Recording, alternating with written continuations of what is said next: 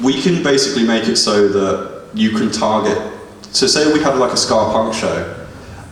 We can make it so that all the people who's gone to previous like ska punk shows and punk shows and I don't know, reggae shows, we can basically create a list of those previous shows that people have gone to, and if we think it's relevant, the people who have opted into that to receive emails, we could basically have targeted emails pushed to them because they've opted in, basically. So solus emails are another way to reach people. If you guys are in local bands and stuff, like, does anybody here have like a mailing list or anything like that? No? Yeah. So creating things like a mailing list using sites like MailChimp, where people opt in to basically be emailed by you to learn, about your next gig, your next release and stuff like that, can be a really effective way of reaching people and getting people involved. So that's just another piece. Just trying to think. Oh yeah, I mean, we do things like bus stop advertising. We do things like, I've just bought a spot in Templars Cowley shopping centre with some digital advertising screens as well. So we'll be advertising our shows on there. Sometimes you can do things called a contra deal. Does anybody know what that is at all? That's fine. So a contra deal is basically where you make a deal, you essentially do something for someone and they do something for you, and no physical money or money at all is actually exchanges hands. So maybe, for example, I could say to Truck Festival, would you post this up on your socials, and we can post something up for you. So you can market in those ways, essentially. So contra deals can be really handy in just helping out other people while you also get helped out yourself. So that's pretty handy. There's a lot, basically. I could probably go on and on, but social media, physical print, they're basically the two main ones. Cool. Yes, bud? What do you think about YouTube's copy strike? What do I think about what, sorry? What do you think about YouTube's copy strike fiasco? Copy strike fiasco? Yeah. You see, this is a bit awkward because I don't even know what that is.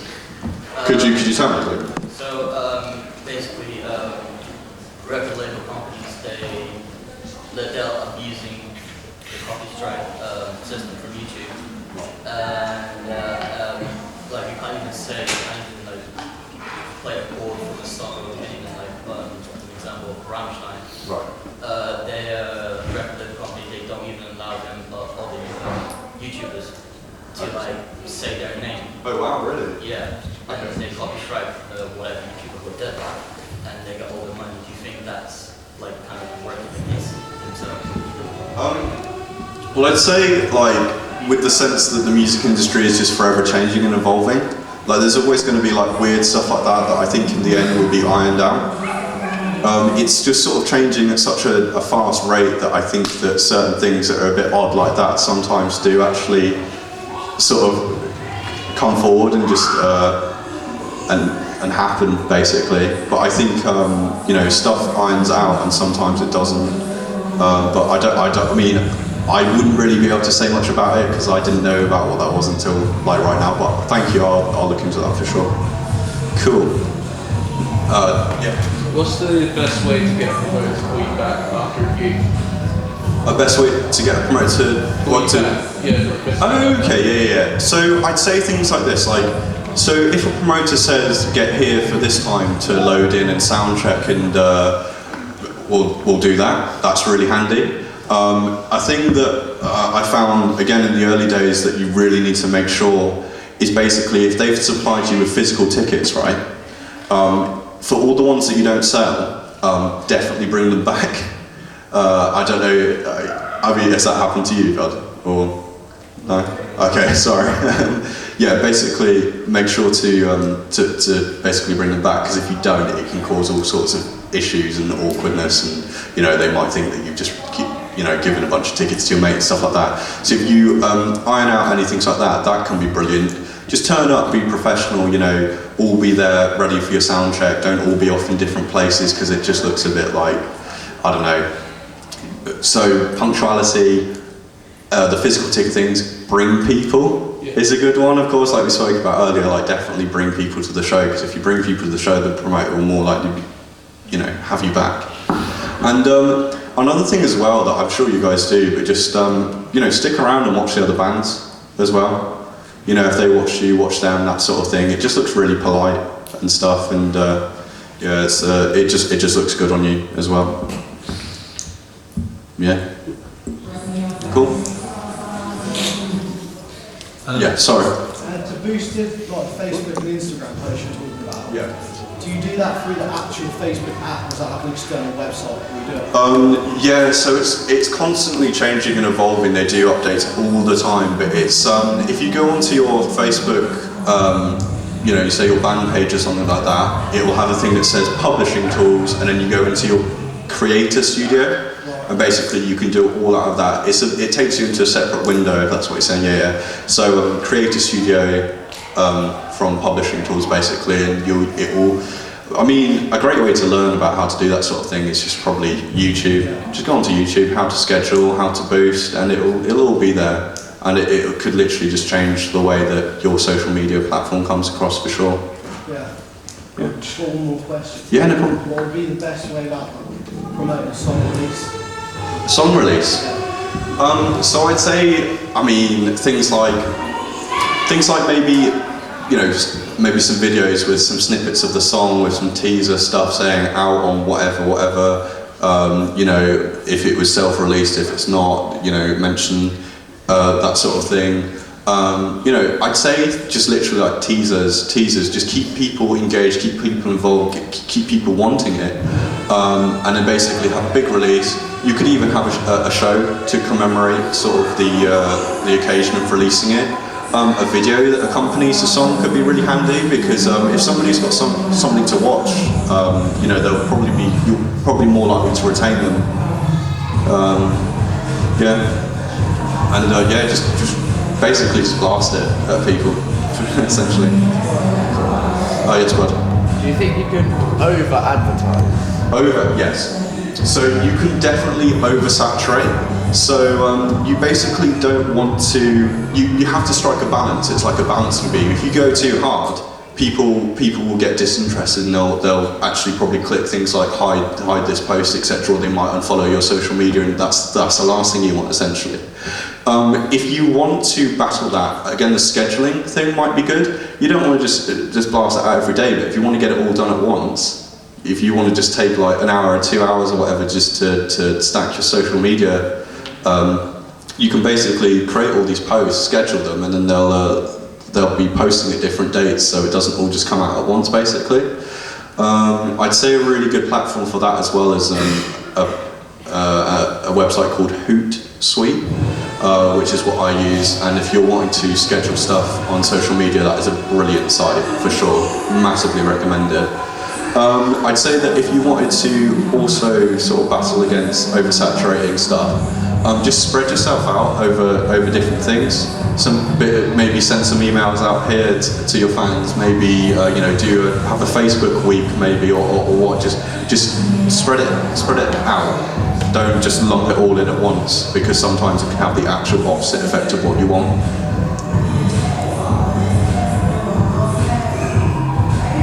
Any more questions? I've got one. Yeah. As a musician, do you think it's helped you in the role of being a promoter? Do you have more empathy towards that role of a performer, you think, perhaps more than other promoters? Yeah, absolutely, because the thing is, you can kind of see, because once you've sort of experienced it and know how it is, you can sort of see who kind of like delivers and who just sort of just takes the mick a bit, if I'm quite honest. Yeah. It also means that, you can kind of relate to certain issues that people have, or certain issues that people don't have, if I'm honest. Yeah, you can definitely see a lot of things through the viewpoint of the musicians, because we all make mistakes and stuff like that, and it does help. And I guess if you know the way a musician's mind works, it helps out to actually provide a good service to them as you as the promoter, basically. Because you know how it feels to maybe play a show and not get paid, etc. or turn up and like we've turned up to gigs before and the kit share was incorrect or there was no sound check time, so everybody was just standing around awkwardly. So once you've experienced that, you definitely try your hardest to make sure that the acts that you're having on, that's not happening to them. So yeah. Cool. Any more questions from anyone? I'd like Josh. Sorry. Yeah, sorry. How did I survive uni? Well, sitting in my car staring at the steering wheel. No. How did I survive uni? I would actually say it would be not taking on too much and knowing your limits for sure. Because I would argue that when I was at uni, I did actually potentially bite off a bit more than I could chew. Doing my promotion stuff, playing in the band. I also was the marketing assistant as well for a time while on my degree as well, and that was quite a lot. I would say utilising just basic things like your phone calendar, etc., so that you know where you need to be. I'd say literally from the off, start having a think about what your dissertation is going to be, to be honest, because it's a very stressful period and it's so important. Surviving uni as well, I'd also say if there's how many people here are thinking of going to uni? Sound? Cool.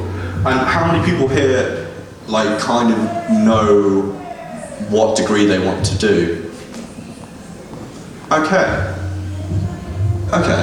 So I'd say a way that I survived uni is that I took music business and I knew that music business is what I wanted to do for sure. That's absolutely what I wanted to do, that helped to get me through. I kind of found that I think if I was to take a degree because I felt I needed to take a degree, because it's kind of what people kind of get the impression that certain people do that nowadays. And, I'm not sure I would have survived it as well as I did, because the things you need to be interested, you need to be engaged. And I find that if you just join a degree because your friends are doing it, or you feel you need to, you might not hit the ground as much as you'd like to, basically. I'd say just planning, being punctual, turning up, asking questions would be another one that's really good, because you never want to go into anything blind. I mean, if you want to do something and you want to do it good, ask some questions and make sure that you 100% understand what's being asked of you, basically. That's what I'd say. Cool. Anything else? Yeah. Would you recommend SAE? Would I recommend SAE? Yeah. So the thing is, it's a bit difficult because SAE Oxford is closing down. I would say, I don't recommend SAE Oxford, and that's okay. I can say that because it's closing down. But that I think there was just something about Oxford, if I'm quite honest, because there was a few times when the music business course didn't run, basically, and I was called up 2 weeks before I was due to start, telling me that my course had cancelled as well, and no, I didn't take that, and sort of did a bit of the old angry phone call situation. And, can I speak to the manager? Haircut came through. So SAE Oxford, no, but other SAEs, from what I saw, because we had a few times where we had lectures that were sort of with London students as well, they seem to have a much better deal than us for sure. So SAE Oxford, no, but the SAEs within the SAE estate within the UK, by all means, absolutely, and but Oxford, maybe not. Yeah. Cool. Josh, it's interesting you mentioned about the scholarship. That's something I organised with a couple of students here, but sadly it was derailed by the fact that they were closing. But then I think they postponed it to be open for another year.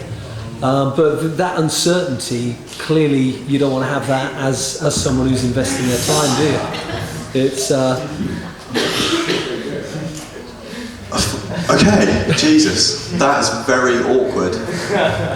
Is there anybody looking at the audio production course at SAE? No, nobody at all is looking at SAE since the announcement of the closure. This is the thing, and I don't know why they decided to stay open for another year. And to be perfectly honest, Josh, the guys in here, I think, probably aren't surprised by you not recommending it, because we set up a couple of events there, and what they found is the level of kind of service, if you like, from a live sound perspective. These guys, well, especially the second years, were left frustrated. And left frustrated by SAE. By the how attentive the people were who were putting on the event and how organised, and it didn't fill them with confidence that they would want to be taught to that level. They felt what we did here was far more proficient. So it was interesting to see another aspect to it, really.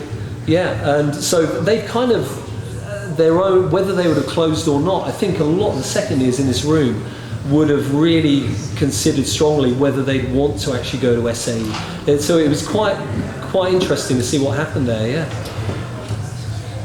I mean, I'd say the thing is that I think it was a bit of a neat, because I was on the music business course and there was literally 3 people on it, and I'm not really sure if that was just incredibly unlucky on their part, but I could potentially see why people wouldn't overly be interested in becoming an Oxford student there. But that I was sort of answering the question as through the eyes of a music business student. Yeah. But what I did see from the sort of tech, the audio production students, the actual sort of equipment that was available to them and how much freedom they got to experiment and bring bands in, record them in this massive live room, actually looked incredible, if I'm quite honest. Yeah. And we had some guest lecturers come who'd been around the SAE estate, and they said that your live rooms, etc., and the equipment that we're seeing available to you is absolutely incredible. And